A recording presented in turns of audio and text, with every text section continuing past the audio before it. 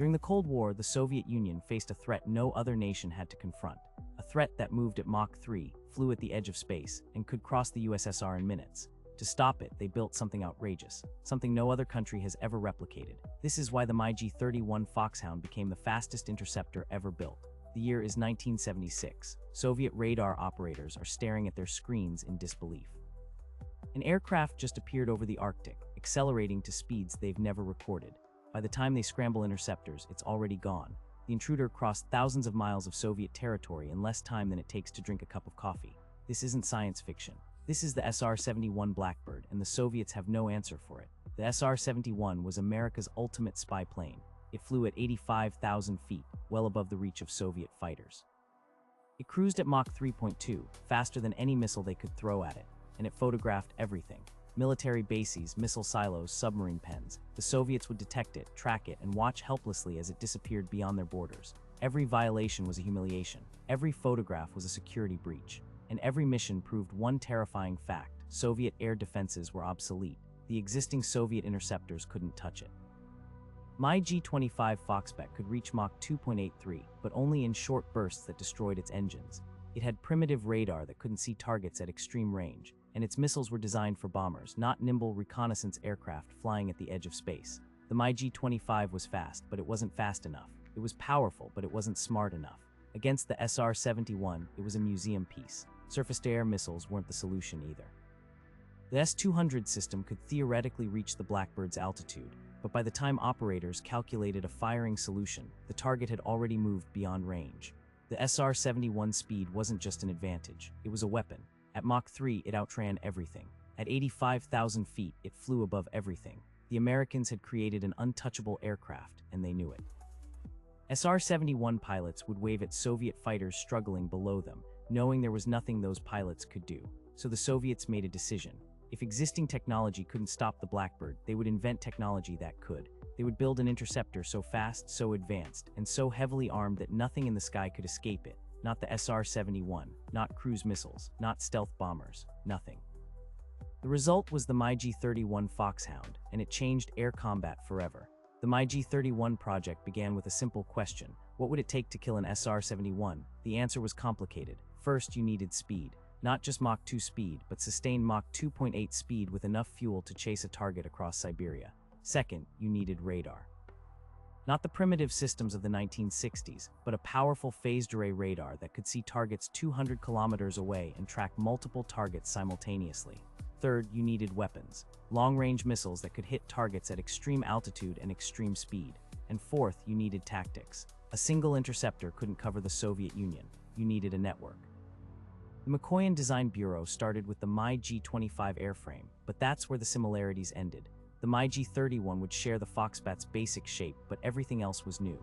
New engines, new radar, new weapons, new avionics, new tactics. The MiG-31 wasn't an upgrade, it was a revolution. Let's talk about the engines, because this is where the magic happened. The MiG-25 used Tumansky R-15 engines, powerful but primitive turbojets that guzzled fuel and couldn't sustain maximum speed without melting. The MiG-31 got Aviadvigatel D-30 F6 turbofans, and the difference was staggering.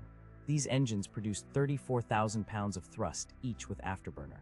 They were efficient enough to give the MiG-31 a combat radius of 720 kilometers. And most importantly, they could sustain Mach 2.83 indefinitely without damage. Think about what that means. The MiG-25 could go fast, but only for minutes before the engines started eating themselves. The MiG-31 could go fast for as long as the fuel lasted. That transformed it from a sprint interceptor into a marathon hunter. SR-71 could outrun a MiG-25 by simply maintaining speed until the Soviet fighter ran out of fuel or destroyed its engines. But a MiG-31 could chase that same SR-71 across half of Russia, matching its speed kilometer after kilometer, waiting for the perfect moment to fire. But speed alone wasn't enough. The Soviets needed to see their target, and that meant radar. Not just any radar, the most advanced airborne radar system in the world. They created the Zaslan S-800, and it was a masterpiece. This was the first phased array radar ever installed in a fighter aircraft. While American fighters were still using mechanical radars that had to physically rotate to scan the sky, the Zaslan could electronically steer its beam instantly. It could track 10 targets simultaneously and engage 4 of them at once. It had a detection range of 200 kilometers against fighter-sized targets and could see bombers from 300 kilometers away. The Zaslon gave the MiG-31 something no other fighter had: situational awareness. The pilot and weapons system operator sitting behind him could see everything in the sky. They could identify threats, prioritize targets, and coordinate with other MiG-31s in real time. The radar was so powerful it could burn through jamming. So sensitive it could detect cruise missiles flying at low altitude. So advanced that Western intelligence didn't believe Soviet engineers could have built it. But seeing targets was only half the battle. The MiG-31 needed to kill them, and that meant weapons. Lots of weapons. The Foxhound carried the R-33 missile, specifically designed to kill aircraft like the SR-71. This wasn't a dogfighting missile. This was an executioner. The R-33 had a range of 120 kilometers. It could engage targets flying as high as 88,000 feet. It used a combination of inertial guidance, radio command updates, and active radar homing to track its target. And it carried a 47-kilogram warhead designed to obliterate anything it hit. The MiG-31 could carry 4 R-33 missiles, plus 4 shorter-range R-40 or R-60 missiles. That's 8 chances to kill a target. But the real innovation wasn't the missiles themselves. It was how the MiG-31 used them. The Foxhound could launch missiles at targets beyond visual range, then guide them using its powerful radar.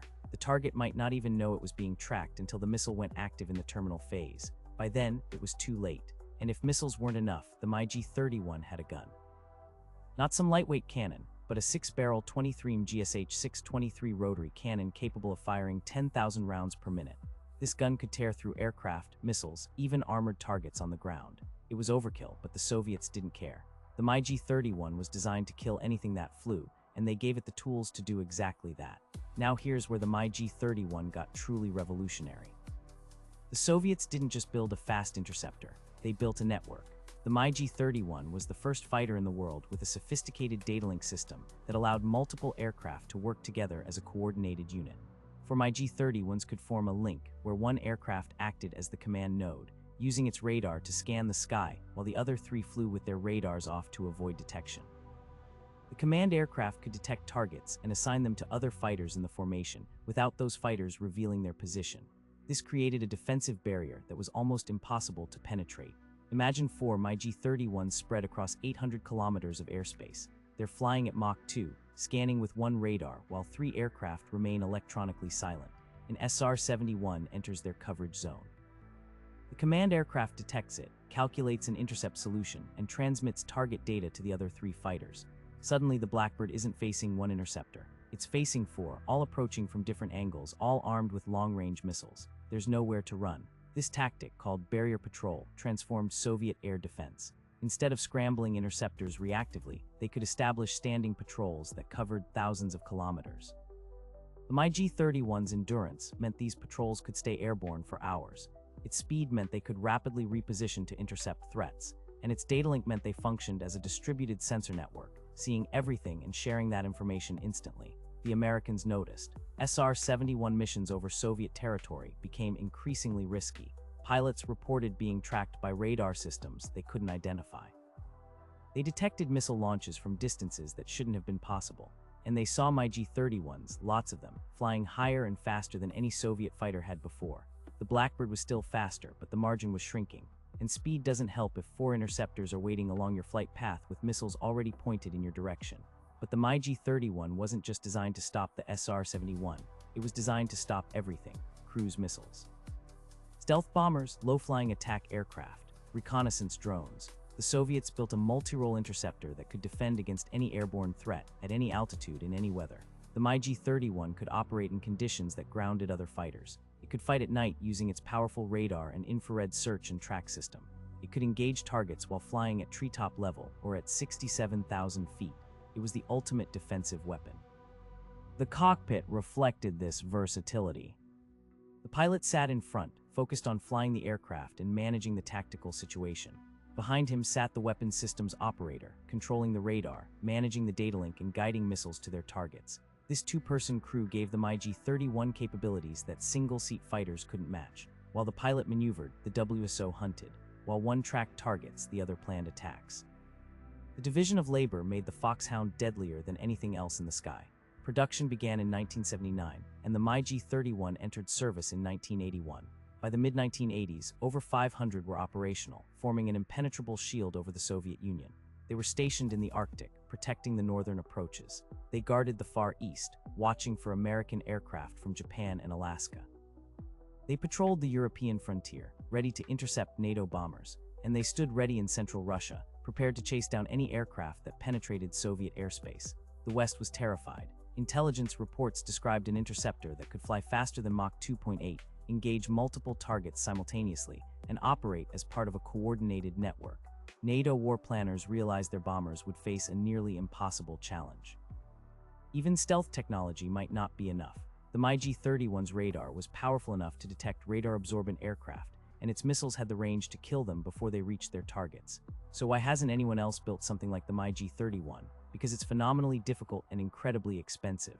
The Foxhound requires exotic materials to withstand sustained high-speed flight. Its engines demand constant maintenance. Its radar consumes enormous amounts of power, and its operational costs are staggering. The Soviets built it because they had no choice. The SR-71 was violating their airspace, and national pride demanded a response. But most countries don't face threats that require a Mach 2.8 interceptor with 200-kilometer radar range. The MiG-31 is still in service today, more than 40 years after it first flew. Russia operates around 120 of them, upgraded with modern avionics, new missiles, and improved radar. They've been modified to carry hypersonic weapons, turning them into strategic strike platforms. They remain the fastest operational combat aircraft in the world, and there's nothing on the horizon that will replace them. The SR-71 retired in 1998. The MiG-31 is still flying. That tells you everything you need to know about which aircraft won their Cold War duel. The Blackbird was untouchable until it wasn't. The Foxhound was built to catch the uncatchable, and it succeeded. It forced the Americans to retire their ultimate spy plane because the risk had become too great. That's not just a technical victory. That's a strategic triumph. The MiG-31 Foxhound represents something rare in military history, a weapon that actually worked as intended. It was designed to stop the SR-71, and it did. It was built to defend Soviet airspace, and it did. It was meant to be the fastest, most capable interceptor ever created, and it achieved that goal. No other country has matched it because no other country has needed to. The Foxhound exists in a category of one, a Cold War monster that still prowls the skies, waiting for threats that may never come. And that's exactly why it's still in service. Because when you've built the ultimate interceptor, you don't retire it, you keep it ready, just in case.